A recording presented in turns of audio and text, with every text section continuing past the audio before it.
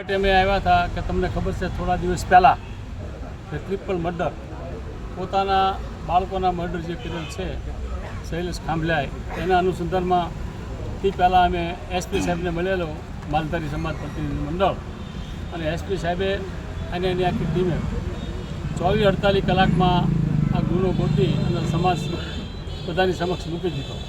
એટલા માટે આપણી પણ ધર્મ છે અને આપણી પણ ફરજ છે કે આપણે નગુણા ન બને. આવું સારી કે અમારી જે આખો સમાજ મુશ્કેલીમાં હતો, ચિંતામાં હતો. ભલે અમને મોટું દુઃખ થયું છે, અમે સમજીએ છીએ કે અમારા માટે તો કલંક છે, પણ એ વસ્તુ તો બહાર લાવીને એને કરી. પોલીસ ખાતાએ બરોબર સારી કામગીરી કરી. એટલે આજ ખાસ એનો આભાર માનવા માટે અમે આવ્યા હતા.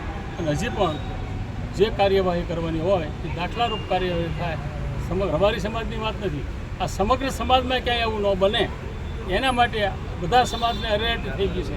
એટલે એસપી સાહેબને મળીને બધા સમાજના આગેવાનો બધા રજૂઆત કરી છે અને એસપી સાહેબ તરીકે બરોબર પૂરેપૂરો રિસ્પોન્સ અમને મળી રહ્યો છે. એટલે ફરી વખત એનો આભાર માનવા માટે અમે બધા આવ્યા. શૈલેષ ખાંભલા સિવાય કોઈ તમારે સંડોવાયેલો હોય તમને લાગે છે? એવું અમને અત્યારે એ તો તપાસનો વિષય છે. તપાસ એ અમારી પાસે કોઈ માહિતી નથી. પોલીસ નક્કી કરે એ પણ વાત કરી કે આની અંદર બીજા કોઈ હોય તો કોઈ રહી ન જાય એના માટે તમે પોલીસ તપાસ કરે. આપણે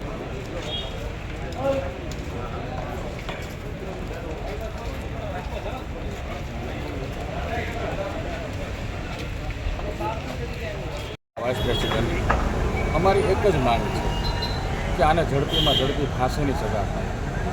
બીજું, યોગી મોડેલે કામ કરે, એને એન્કાઉન્ટર પણ કરી શકે છે સરકાર ધારે તો. અને આખાય ગુજરાતમાં એક દાખલો બેસે એવી સમાજ વતી હું માગણી કરું છું.